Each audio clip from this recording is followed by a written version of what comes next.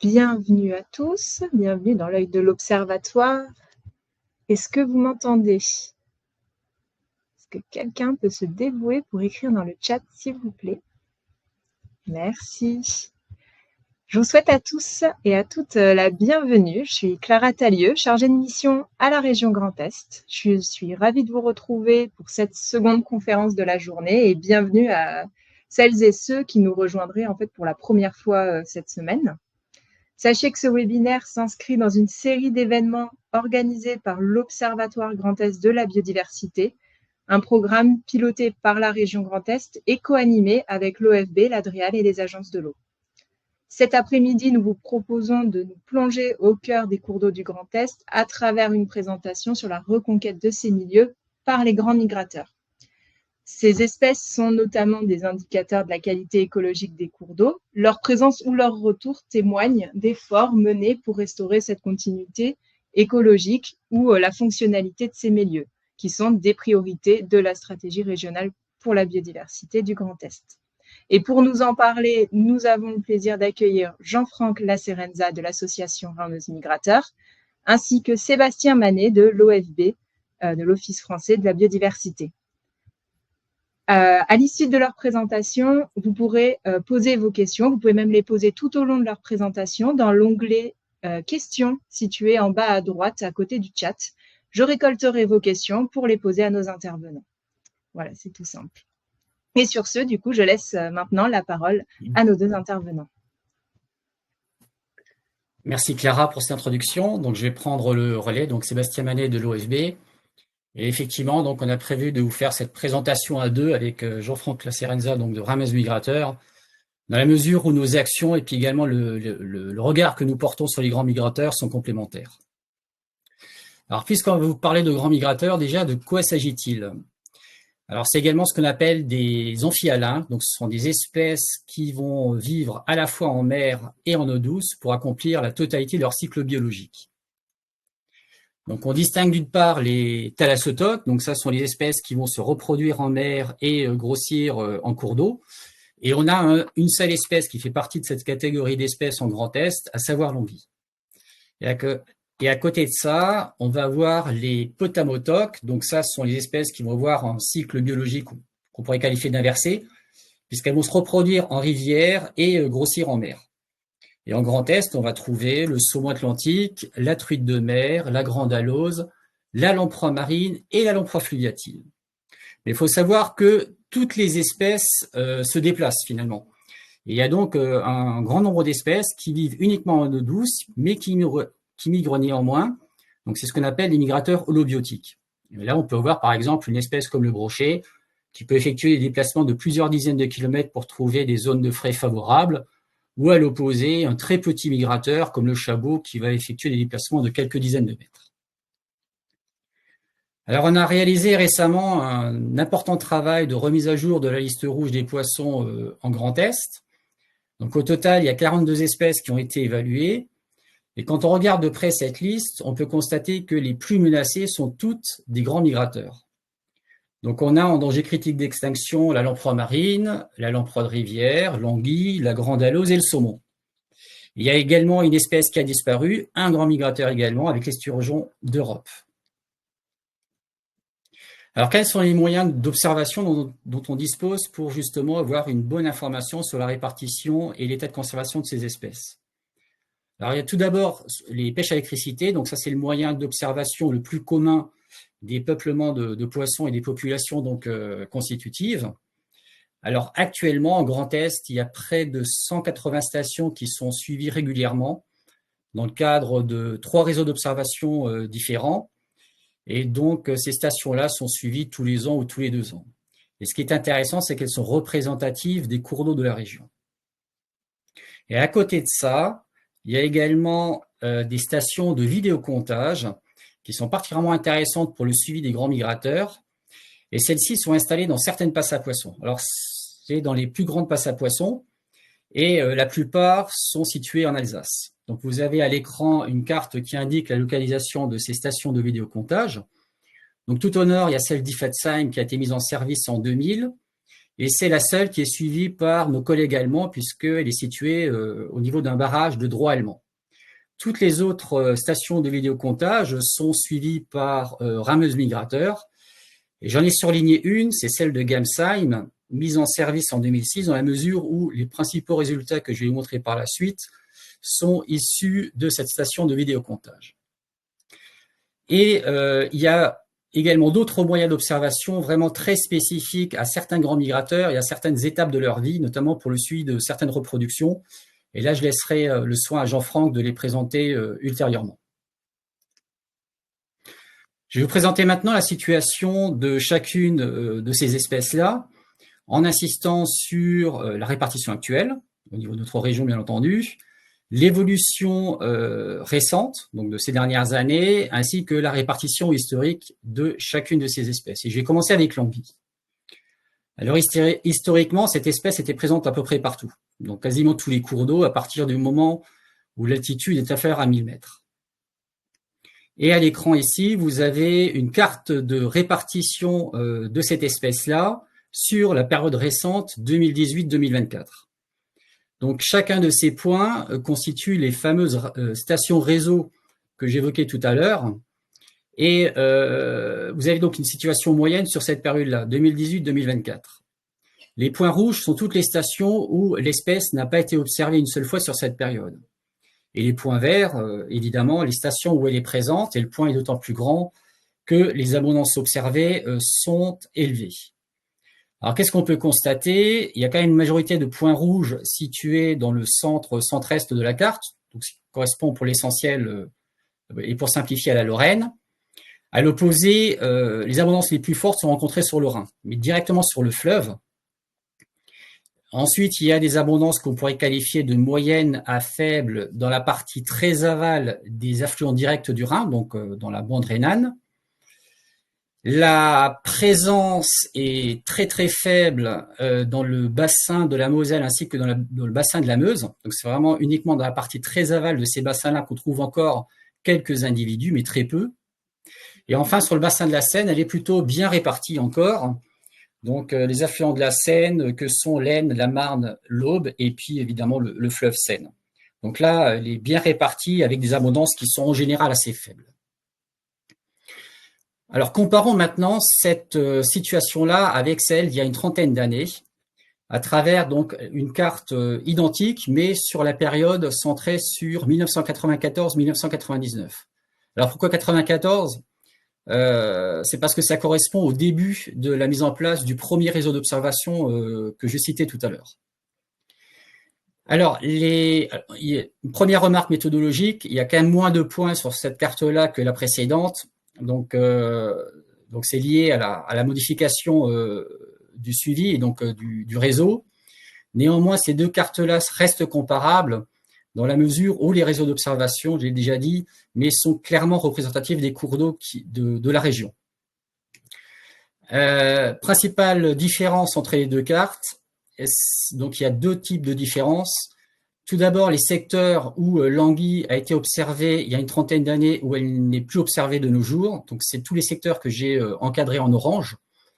Donc on peut citer les affluents du Rhin dès qu'on s'écarte un petit peu des confluences, donc notamment en plaine d'Alsace. Ensuite, au centre, il y a tout le secteur de la Moselle. Donc sur la période 94-99, elle était présente jusqu'à Nancy. Alors dans des abondances faibles, certes, néanmoins, actuellement on n'en trouve plus. Et de la même façon, sur le bassin de la Meuse, l'aire de répartition a clairement régressé depuis une trentaine d'années. Et à l'opposé, je dirais, il y a quelques secteurs, j'en ai identifié deux sur le bassin de la Seine, où, semble-t-il, l'espèce en tout cas, n'était pas contactée sur la période 94-99, et sur la période récente, on a pu en trouver un petit peu. Donc, peut-être que la situation s'est un petit peu améliorée sur le bassin de la Seine. Alors, zoomons maintenant ce qui se passe sur le secteur où il y a le plus d'envie, à savoir sur le Rhin. Donc là, on va se transporter au niveau de la station de comptage de Gamsheim, et donc suivi qui a commencé en 2006. Alors, l'interprétation de ces résultats, il faut toujours rester prudent, puisqu'il y a eu deux périodes, une première en 2009-2013, suivie de l'année 2018, où la passe à poissons d'Iffezheim, donc celle qui est située juste à l'aval, était partiellement fermée pour des raisons de travaux. Donc, c'était des travaux d'ampleur qui ont amené cette fermeture partielle. Et ça, clairement, ça perturbe le passage également au niveau de Gamsheim situé à l'amont. Donc, il faut rester prudent. Néanmoins, on voit clairement une baisse du nombre d'anguilles qui passent par Gamsheim entre 2006 et 2016, puisqu'on passe d'un peu moins de 30 000 individus en 2006 à un peu moins de 10 000 en 2016. Et après ça, il y a une belle augmentation, puisqu'on a observé environ 80 000 individus en 2019, puis suivi d'une baisse modérée, et puis depuis, les effectifs fluctuent entre 30 000 et 55 000 individus. Alors, cette forte augmentation en 2018-2019, elle est attribuée très très probablement à une modification des repeuplements en anguilles qui sont réalisés par les Allemands. Donc, les Allemands font des repeuplements depuis plusieurs décennies, mais on suppose qu'ils ont dû modifier les quantités déversées, les lieux de déversement, voire même les stades de déversement. Côté français, il n'y a pas de repeuplement. Alors, quelle est maintenant la situation pour le saumon? Donc, historiquement, l'espèce était présente dans le Rhin, l'Ille, une bonne partie de la Moselle, un petit peu la Sarre, la partie aval de la Meuse, ainsi que la partie aval des principaux affluents de la Seine en région Grand Est.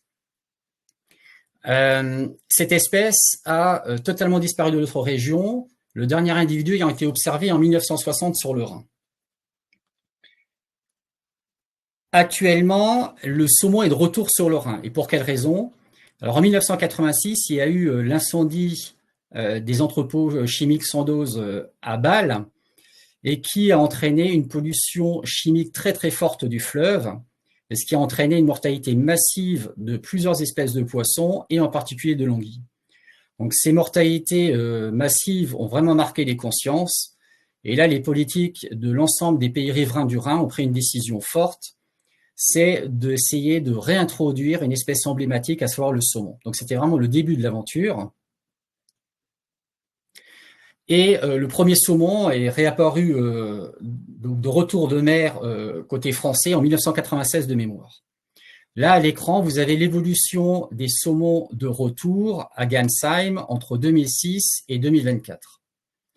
Alors, on peut constater qu'il y a eu deux pics de remontée en 2015 et en 2020.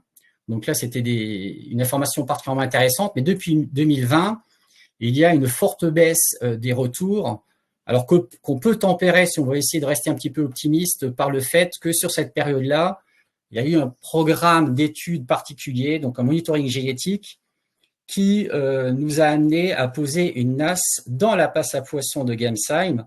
Et lorsqu'elle est posée pendant plusieurs semaines, bien qu'elle soit relevée régulièrement, eh bien clairement, ça amène une baisse du nombre de passages comptabilisés par vidéo. Alors, il faut également savoir que le nombre d'individus de retour est fortement influencé par la quantité d'alevins déversés les années précédentes. Et donc, l'intérêt de ce graphique-là, qui est extrait d'un rapport de la CIPR, qui est la Commission internationale pour la protection du Rhin, vous avez le même type donc, de résultats que ce qu'on a vu précédemment, avec en bleu le nombre d'individus adultes de retour à Iffezheim, donc l'usine située juste à l'aval. Mais ce qui est intéressant à regarder, c'est la ligne rouge continue, puisque cette ligne prend en compte les retours, mais pondérés justement par l'effort de repeuplement. Et là, on constate que ce qu'on peut qualifier de taux de retour du saumon est en baisse depuis 2015. Et donc ça, clairement, c'est un signe qui n'est pas bon. La situation de la Grande Alose. Alors historiquement, celle-ci était présente sur le Rhin, une partie de la Moselle, la partie très aval de la Meuse, ainsi que la partie aval de certains affluents du bassin de la Seine. Actuellement, l'espèce n'est présente plus que dans le Rhin. Regardons ce qui se passe à Gamsheim. Donc entre 2006 et 2013, il y avait toujours quelques individus, alors très peu, mais quelques individus qui étaient observés chaque année au niveau de cette passe-là. Sachant qu'à cette période-là, il n'y avait aucun programme de repeuplement, ce qui laisse entendre qu'il y avait toujours un certain nombre d'individus qu'on pourrait qualifier d'erratiques qui remontaient le Rhin donc en tout temps. Puis il y a un pic en 2014 avec 160 individus observés, suivi d'une baisse et puis des chiffres qui fluctuent entre, en général, une vingtaine et une soixantaine d'individus. Donc, cette augmentation-là, en 2014, est clairement liée à un programme de repeuplement qui a été initié par les Allemands, qui ont lancé 2 programmes LEAF sur la période 2008-2022 et qui s'est traduit par des repeuplements de l'ordre de 16 millions de larves, donc sur cette période-là. La lamproie marine. Alors historiquement, cette espèce était présente dans le Rhin, sur la Moselle, la Sarre et la partie aval aussi de quelques affluents de la Seine. Alors, il n'y a pas de programme de repeuplement pour cette espèce-là. Et ce qu'on observe à Gamsheim, donc sachant que c'est le seul cours d'eau, là aussi le Rhin, où l'espèce est encore présente en Grand Est, il y a une nette diminution sur la période 2006-2024. Et la baisse est notamment très forte depuis 2014. Donc là aussi, les signes sont clairement mauvais pour cette espèce-là.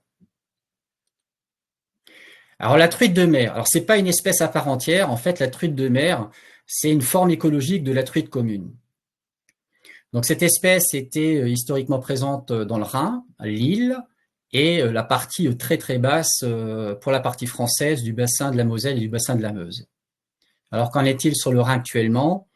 Alors les effectifs étaient fluctuants de 2006 à, disons, 2016.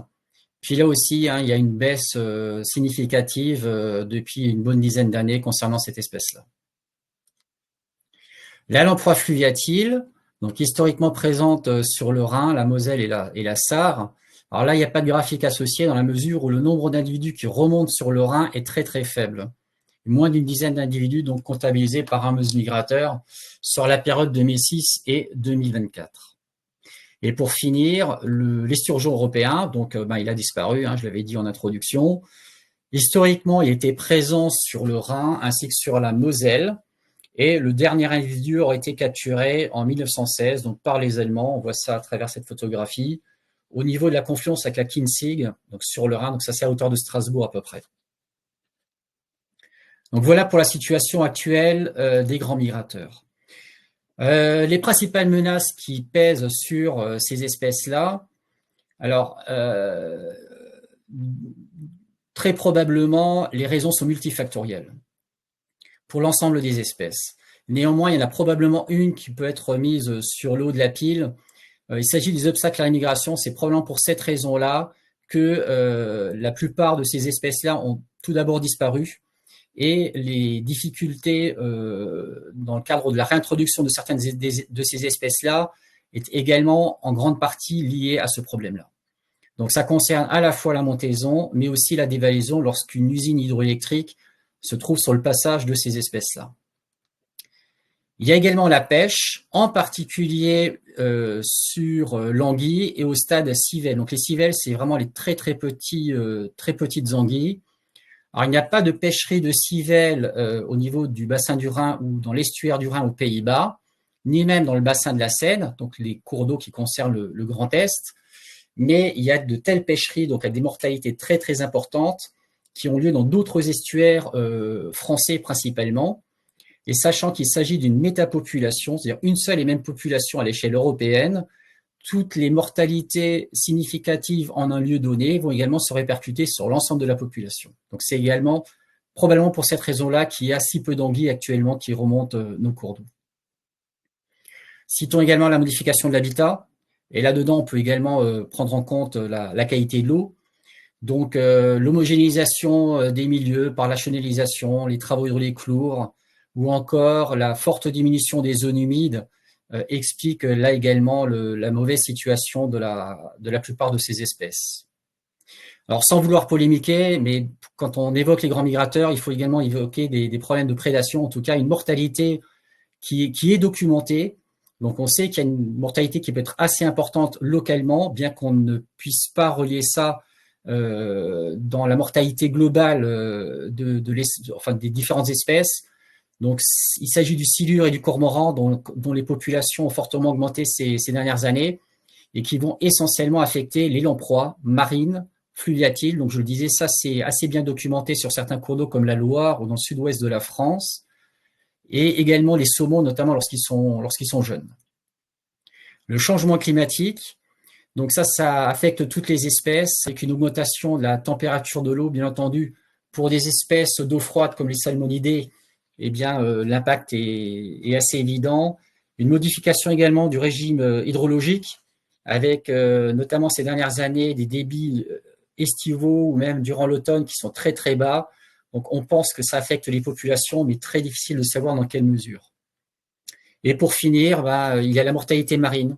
Donc ça, c'est une sorte de boîte noire. On ne sait pas très bien ce qui se passe, les mécanismes en jeu, mais la communauté scientifique s'accorde à penser que cette mortalité a tendance à augmenter ces dernières années, et en particulier en lien avec le changement climatique.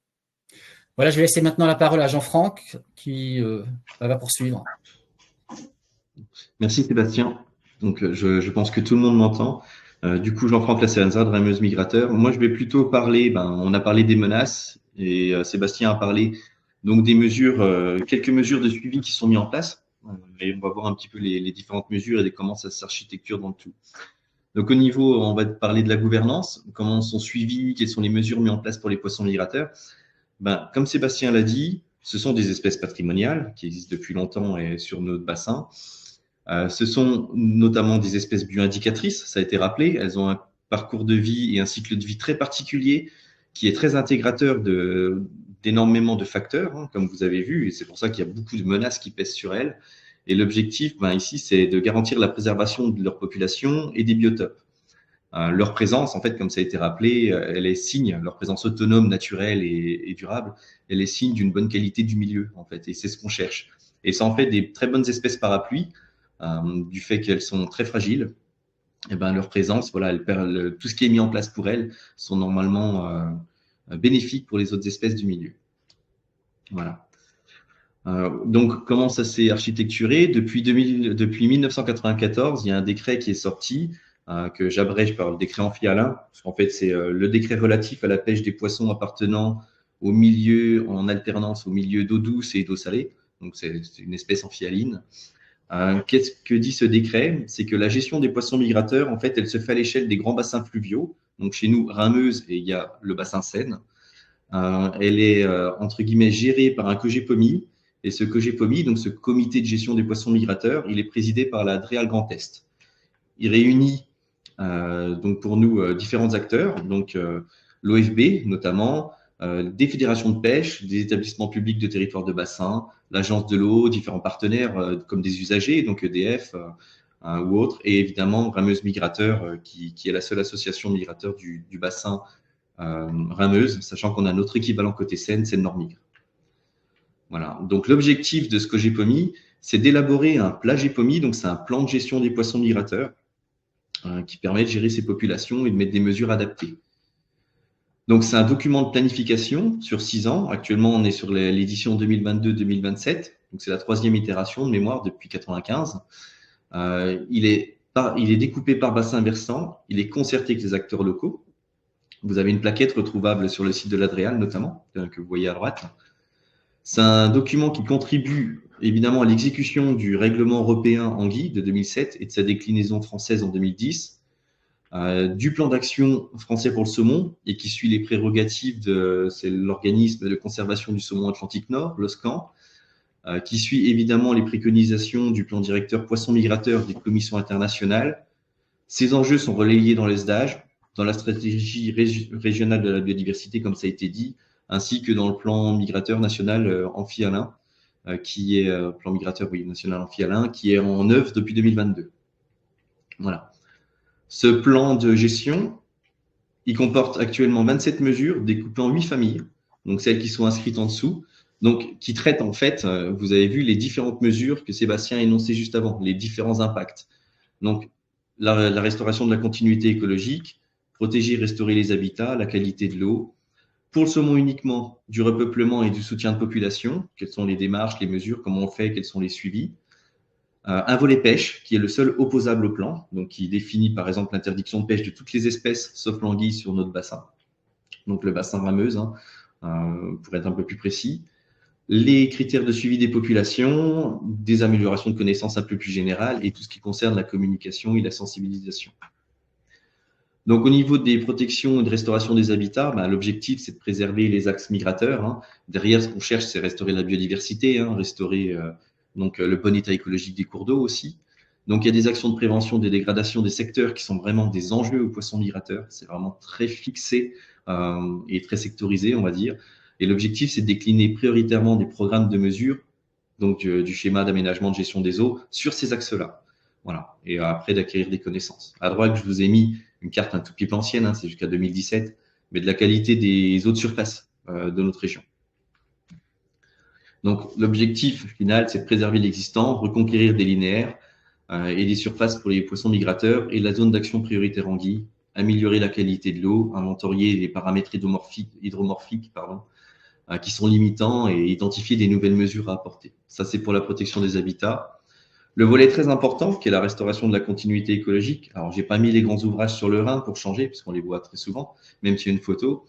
L'objectif, c'est de restaurer la continuité, que les poissons, je vais parler uniquement de côté piscicole et pas sédimentaire, puissent en fait réaliser leur cycle de vie complet. Et vu que c'est des poissons migrateurs, ils se déplacent entre les différents milieux, les différents cours d'eau et océans. Et pour ça, il faut qu'ils puissent se déplacer de manière libre. Donc, l'objectif, c'est d'arraser des ouvrages, de les effacer. Si on ne peut pas, c'est de les équiper à la montaison. Et évidemment, il faut bien penser à la dévalaison. Donc, ça fait des passes à poissons pour monter, des rivières de contournement, et à l'aval, des systèmes de dévalaison avec des grilles ou encore des vis ischio-compatibles qui permettent d'éviter la mortalité. Donc, l'objectif, c'est de rendre les ouvrages franchissables et de permettre aux poissons migrateurs de rejoindre des habitats favorables à leur grossissement ou reproduction, suivant le cycle de vie. Voilà. Par contre, une petite alerte quand même, je me permets, faut bien veiller au bon fonctionnement de ces systèmes-là, parce que ça reste des systèmes créés par l'homme pour pallier à la destruction anthropique. Derrière, un mauvais fonctionnement, du moins une mauvaise maintenance, vous voyez bien, les passes à poissons sont complètement bouchés. Ça réduit à néant tous les efforts qui sont mis derrière, et évidemment, l'argent qui a été injecté. Au niveau des suivis, Sébastien parlait des suivis qui sont faits par caméra et des suivis par pêche à l'électricité. Nous, on réalise aussi des suivis de reproduction naturelle, donc de différentes espèces. En premier, la lamproie marine. Donc, c'est une espèce qui se reproduit de mai à juin. Je ne vais pas vous expliquer parce qu'on n'a pas le temps de toute la reproduction.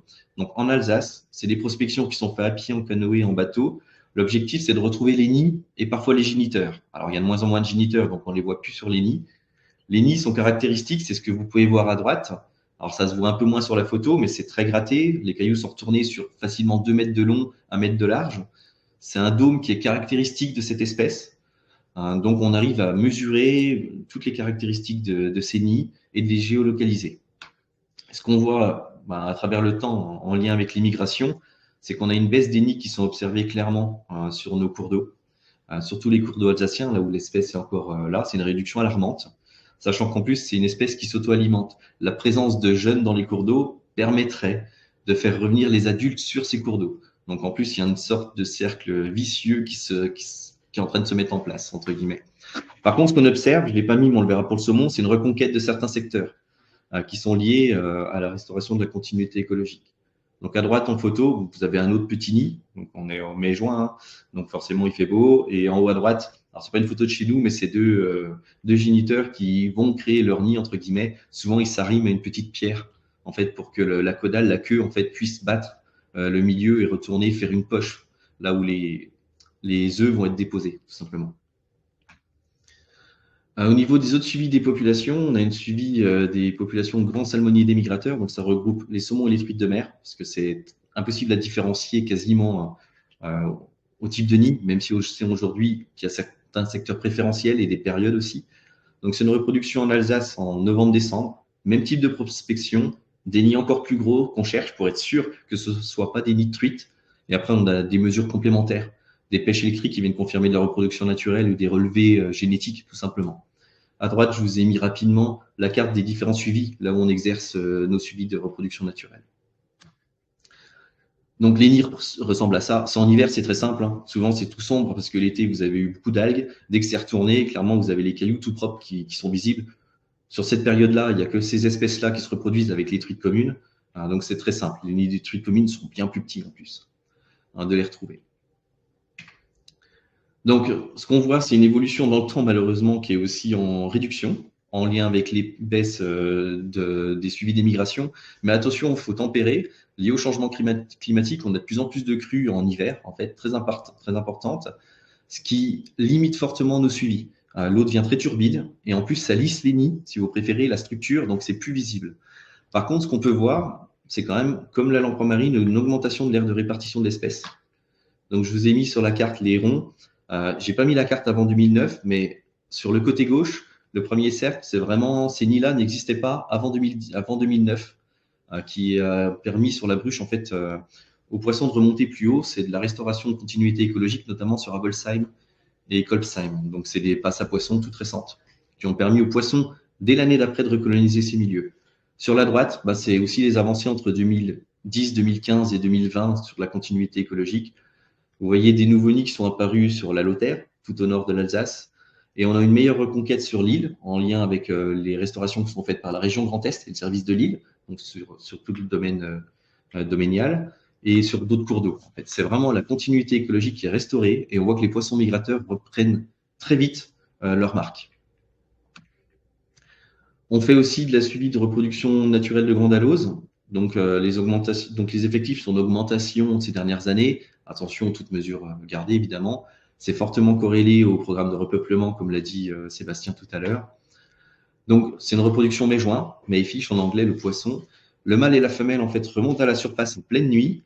Ils tournent ensemble pendant une dizaine de secondes et en battant de la caudale et en se choquant l'un l'autre pour expulser les œufs, en fait, ils émettent un bruit caractéristique, les bulles, parce qu'on ne peut pas les voir normalement, ces poissons-là, en pleine nuit se reproduire. Donc, on entend. Et ce bruit-là, en fait, on arrive à les compter.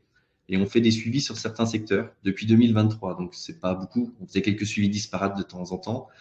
Donc, des suivis actifs, des personnes qui sont postées la nuit pour écouter et calculer, ou des suivis par micro, sachant que l'un ou l'autre ont des avantages et des inconvénients. On suit aujourd'hui, c'est toujours au niveau de l'Alsace, sur la Moder. Un premier bulle a été entendu l'an dernier, confirmé par plusieurs experts du milieu français, et un bulle en 2024 aussi. Donc, on avait enregistré. On suit sur l'île, qui est censée être favorable pour cette espèce, et aujourd'hui, on n'entend aucun bulle. Par contre, on a des soupçons d'un problème de continuité au niveau d'un ouvrage sur l'île Aval, qui serait peut-être impactant pour cette espèce. Voilà, donc on avance sur ces thématiques. Donc, toutes ces mesures-là, en fait, permettent de voir déjà l'état des populations, mais aussi, vous voyez, ça permet de mettre en avant l'impact des mesures, parce qu'on voit quand même des avancées de cette espèce, notamment sur la reprise, la reconquête vraiment des cours d'eau. Rapidement, je vais quand même parler, parce que je vois que le temps avance, de la restauration des populations de saumon. Donc, l'espèce avait disparu dans les années 50, réintroduction à partir de 92, on va dire globalement chez nous, 92-93 en France. Donc ici, c'est l'historique des albinages qu'on fait sur le Rhin et ses affluents, côté français. Donc, on a un objectif dans la stratégie du plan de gestion de 500 000 qu'on atteint très rarement, qu'on a atteint cette année, d'ailleurs 2025, qu'on va atteindre. Et vous voyez la déclinaison ces dernières années avec les différents stades. Donc, on est assez faible sur les restaurations, mais ça fonctionne. Malheureusement, il y a d'autres impacts, comme l'a dit Sébastien, changement climatique, la survie en mer, qui semble impacter cette espèce sur son retour. Je vous ai mis quelques photos pour pas, évidemment, tout le temps voir que des graphiques. En haut à gauche, vous avez des petits albins, ils font moins d'1 gramme. C'est ce qu'on remet sur les cours d'eau. Donc, vous avez vu en moyenne 300 000. Ça représente moins de 300 kilos de poissons alvinés chaque année. C'est très faible. Quand on voit que certaines associations de pêche pour le loisir pêche mettent ça rien que sur une petite portion, on voit vraiment que notre effort est faible. Par contre, il est en lien avec les anciennes densités qu'on trouvait dans la bibliographie. C'est-à-dire qu'on ne cherche pas à surpeupler les milieux, on les repeuple là où l'espèce était présente et dans des densités qu'on retrouve par ailleurs, en fait, qui sont validées en fait, pour le milieu. Voilà. Donc, avec les espèces communes. Donc, après, différents types d'alvinage, en remorque, en bateau, suivant les milieux, sachant qu'on remet des densités spécifiques, donc on pèse à chaque fois les poissons qu'on remet et le nombre. Évidemment, tout ça, c'est en lien avec d'autres actions de recherche d'habitats favorables sur les milieux, des suivis. Je vous ai remis quand même des photos de pêche à l'électricité qui nous permettent de faire des suivis spécifiques sur cette action-là, donc le repeuplement et indirectement la reproduction naturelle. Quand on retrouve des individus sur des secteurs non repeuplés, on peut faire des prélèvements génétiques et voir ces impacts-là. Voilà, c'est des pêches spécifiques 5 minutes, non destructives, qui sont liées sur des habitats spécifiques, donc on a très peu d'autres espèces et en plus elles sont relâchées. Quand je dis très peu, c'est que quelques individus d'autres espèces qui sont pris sur ces milieux-là. En lien avec ce qu'a dit aussi Sébastien, on a une étude de monitoring génétique qui est en cours, qui s'est finie techniquement fin 2024. Je vous mets juste derrière des résultats. L'objectif de cette étude, c'était d'intégrer toutes les mesures qu'on a mis en place ces dernières années et de voir si les poissons, on avait une souche préférentielle qui réussissait à rester dans nos cours d'eau et à faire le cycle de vie complet, quelles étaient les rivières qui fonctionnent le mieux. Voilà, différentes questions qu'on a cherché à solutionner. Et pour ça, tous les individus qu'on a alvinés pendant 3-4 ans étaient tous identifiés génétiquement. Aujourd'hui, grâce au piège qui est au milieu en photo, on récupère les individus, les géniteurs, les adultes de retour qui viennent se reproduire. En fait, on les prend juste avant la fin du cycle et on va confronter ces résultats pour apporter les réponses aux questions.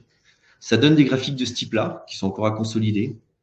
En bleu, donc on a réalisé des pêches à électricité sur les secteurs. En bleu, ce sont les individus en proportion qu'on a alvinés, qui ont été retrouvés. En orange, c'est des individus qu'on peut attribuer à la reproduction naturelle parce que génétiquement, ils n'avaient aucun lien de parenté avec les individus qu'on a alvinés. Donc, ce qu'on voit bien, c'est que déjà, on a de la reproduction avérée naturelle. Attention sur le côté droit, sur le Vurin. Vu que c'est en lien avec les repeuplements allemands, il nous manquait de la donnée allemande. Donc aujourd'hui, ça a été attribué à reproduction naturelle, mais on n'en est pas certain. On va regarder que la partie gauche du graphique, avant le blanc. Donc vous voyez que sur la bruche, on a de la reproduction naturelle avérée. C'est bien, c'est ce qu'on trouve avec Noni. Et sur la fechte aussi. En gros, qu'on voit un petit peu. Ce qu'on voit d'autre, en bleu, c'est qu'ici, au niveau de Dinsheim sur bruche, on a un pic, entre guillemets, de reproduction naturelle en termes de proportion. C'est lié à un ouvrage qui est bloquant. Donc vraiment, on a une rupture de continuité écologique et on a des nids, des frayères forcées sur ce secteur. Et on le voit très bien, parce que la proportion, elle est beaucoup plus importante qu'ailleurs sur le cours d'eau.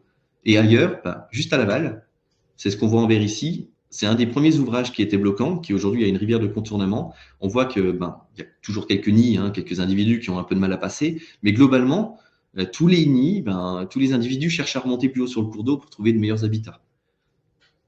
Voilà, donc on voit vraiment que la restauration de la continuité écologique a un impact sur l'aire de répartition de cette espèce, évidemment.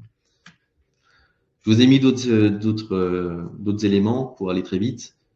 On fait des suivis, voilà, différents types, ADNE, autolithométrie, voilà, différents éléments de la cartographie, des pièges expérimentales, des suivis par tracking. Donc, on met des émetteurs dans les poissons. Ça permet d'identifier les enjeux en termes de déplacement des poissons, période, lieu de blocage. Voilà, je ne vous mets pas tout ce qu'on fait, mais c'est pour aller assez vite sur les études. Des études de recherche aussi, survie sur nos cours d'eau de différents stades. Donc, ici, les œufs. Là, on voit, c'est l'association de pêche qui travaille avec nous, des bénévoles, sur la basse vallée de la Fechte. Et évidemment, en lien avec tout le plan de gestion, on a aussi des actions de communication, de sensibilisation aux espèces. Et toute continuité écologique, je ne vous ai pas parlé de tout ce qui est restauré sur le Rhin. Ça concerne des dizaines de millions d'euros de restauration, pas que pour le saumon, c'est pour l'ensemble de la biodiversité piscicole. Donc, vous avez tout le chapelet de restauration de la continuité écologique qui se met en place jusqu'à Bâle. Voilà pour moi. Rapidement, un petit peu sur les différentes actions et les différentes mesures. Voilà. Merci Clara, si tu peux reprendre. Merci à tous les deux pour votre présentation à deux voix. On a 5 minutes encore pour avoir. On a 3 questions. Je vous propose de répondre à 3 questions. J'en aurai 2 pour la deuxième partie. Ce sera sûrement pour toi, Jean-Franck. Et une pour toi, Sébastien, ensuite pour la fermeture. Jean-Franck, est-ce que vous avez pu estimer le taux de survie des alevins relâchés? Alors, oui, on a des pêches électriques spécifiques. En fait, on a des stations de contrôle. Ça fait 20 ans sur certains secteurs de cours d'eau qu'on a identifié une trentaine de stations en Alsace et d'autres en Vosges, parce qu'on réalise aussi quelques repeuplements tests là-haut. L'objectif, c'est que chaque année, on suit ces secteurs, on fait un protocole identique, spécifique, sur ces secteurs rempoissonnés, donc avec une densité connue. Et on recoupe cet indicateur et on peut estimer des taux de survie. Et au niveau, je vois aussi qu'il y a la question sur les individus marqués. On ne marque plus tous les individus relâchés actuellement. Mais par contre, pendant le programme génétique, 4 ans, on l'a fait. Donc les centaines de milliers chaque année étaient entièrement, pas marqués, mais identifiés génétiquement, si vous préférez. Voilà, donc chaque individu repris, enfin un tout petit prélèvement de la taille d'une aiguille, permettait de savoir de quels parents il venait et où il a été albiné, si vous préférez. Donc, on a des estimations de survie. Et aujourd'hui, avec l'étude de survie sous gravier, on essaie d'estimer vraiment la part de survie dans chaque cours d'eau de ce stade-là, de la transformation de l'œuf à l'alevin, comme si une espèce, un ingénieur sauvage venait se reproduire sur nos cours d'eau. Ce qui existe, c'est une donnée qui nous manquait. Donc, on travaille dessus. Là. Ok, merci beaucoup pour tes réponses. Et oui, tu as anticipé sur la deuxième question, merci. Sébastien, j'ai une question un peu plus large. Donc, c'était donc sur la première partie par rapport aux régressions générales observées des populations que tu as présentées. Est-ce que l'on pouvait attribuer finalement certains effets du changement climatique à ces régressions-là? Et inversement, est-ce que vous avez, enfin, inversement, le corollaire, c'est est-ce que vous avez observé de nouvelles espèces qui seraient venues du fait d'effets du changement climatique sur les cours d'eau? Alors concernant l'impact du changement climatique là sur les grands migrateurs, donc je l'ai dit à un moment, mais c'est que on sait qu'il y a un impact. Par contre, on n'est pas en capacité de le quantifier, de dire quelle est la part effectivement du changement climatique dans la mortalité globale pour ces grands migrateurs, quoi. La grosse difficulté, elle est là. Mais la communauté scientifique est persuadée effectivement qu'il y a un lien, que ce soit en milieu maritime, hein, je le disais, c'est une boîte noire, les mécanismes précis sont pas bien connus, mais en tout cas, il y a pas mal d'observations qui convergent. En eau douce, enfin sur la partie continentale, donc fluviale, on a noté une baisse relativement récente des débits qui peuvent devenir critiques. Donc, il y a eu un rapport effectivement produit par la CIPR, donc la Commission internationale pour la protection du Rhin, justement, pour essayer justement de répondre à ce qu'on appelle les facteurs de stress, donc de mortalité, quoi. Mais voilà, les auteurs n'ont pas été en capacité de hiérarchiser ces facteurs de mortalité. Et après, pour la seconde partie de la question, à savoir est-ce qu'on voit arriver d'autres espèces, alors des grands migrateurs, non, ou très peu. En tout cas, c'est anecdotique, voire nul pour le bassin du Rhin pour l'instant. Et après, sur d'autres espèces, on pourrait citer les gobies d'origine proto-caspienne. Alors, c'est pas le changement climatique qui a fait qu'ils sont arrivés en Grand Est, et donc en France, en venant du bassin de la mer Noire. C'est lié aux canaux et puis à la navigation fluviale. Par contre, le réchauffement de l'eau peut favoriser leur implantation. Donc, c'est plutôt sous cet angle-là pour l'instant. Et là, je parle vraiment de notre région.